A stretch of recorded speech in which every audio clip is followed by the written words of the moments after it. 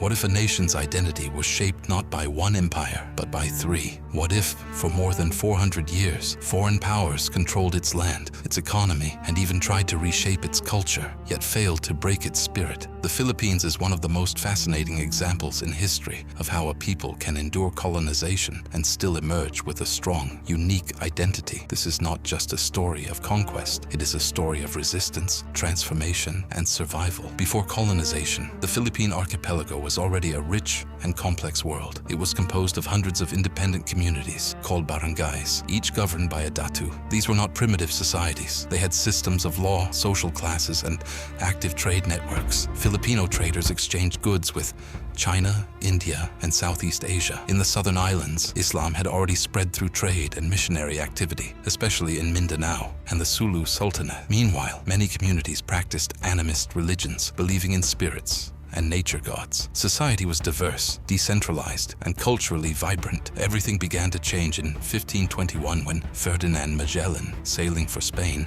reached the islands. His arrival marked the first contact between the Philippines and European powers. However, Magellan's journey ended quickly when he was killed in the Battle of Mactan by the local leader Lapu-Lapu, a symbol of early resistance against foreign intrusion. Despite this setback, Spain returned decades later with a clearer strategy: to conquer, convert, and control.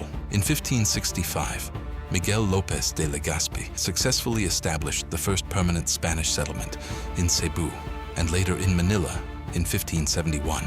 Manila quickly became the center of Spanish power in Asia. From there, Spain ruled the Philippines for more than 300 years. Their objectives were both economic and religious. Economically, the Philippines became a key link in global trade through the Manila-Acapulco galleon trade, connecting Asia with the Americas. Silver from Mexico was exchanged for Asian goods like silk and spices, making Manila one of the most important trade cities of its time. Religiously, Spain launched an aggressive campaign to spread Christianity. Catholic missionaries, particularly the Augustinians, Franciscans, Dominicans, and Jesuits, played a central role in converting the population. Churches were built across the islands, and Catholicism became deeply integrated into Filipino life. But Spanish rule also came with oppression and inequality. The colonial system imposed heavy taxes, forced labor known as polo y servicios, and land ownership systems that favored Spanish elites and religious orders. Native Filipinos, known as Indios, were placed at the bottom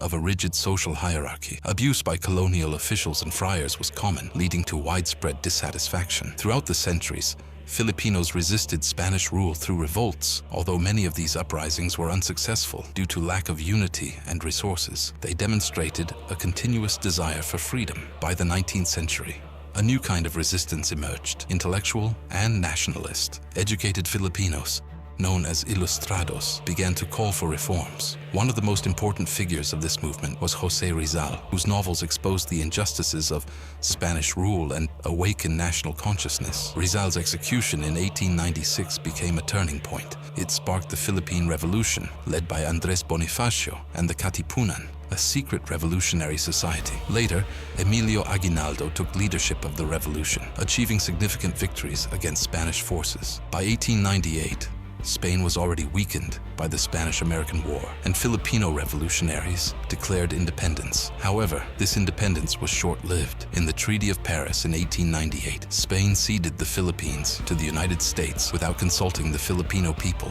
This marked the beginning of American colonization. The Filipinos, who had fought for freedom, now found themselves under a new foreign power. The Philippine-American War, 1899 to 1902, was brutal and devastating. Filipino forces resisted American occupation, but the U.S. military used superior weapons and harsh tactics to suppress the resistance. Thousands of Filipinos died in the conflict, including many civilians. Unlike Spain, the United States introduced a different style of governance. They invested in public education, establishing English as the medium of instruction. Schools, roads, and institutions were built, and a new political system based on democracy was introduced. While these developments modernized the country, they also reinforced American control and influence. Over time, the United States began preparing the Philippines for self-rule. In 1935, the Philippines became a commonwealth with its own government, though still under American supervision. Independence seemed closer than ever, but history took another dramatic turn with the outbreak of World War II.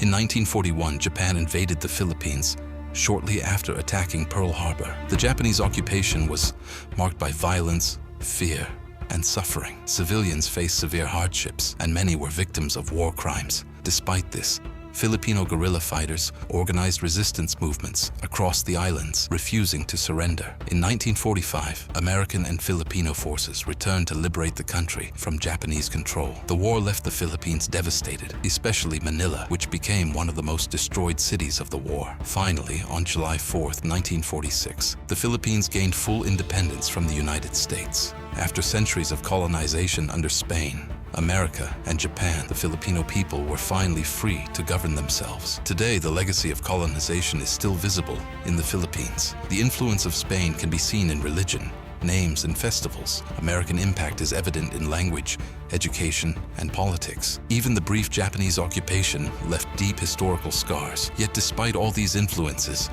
the Philippines has developed its own unique national identity. The story of the Philippines is not just about being colonized. It is about resilience. It is about a people who, despite centuries of foreign domination, never stopped fighting for their freedom. It is a reminder that identity cannot be erased, and that even under the weight of empires, the human spirit can endure. And that is what makes the history of the Philippines not just important, but truly powerful.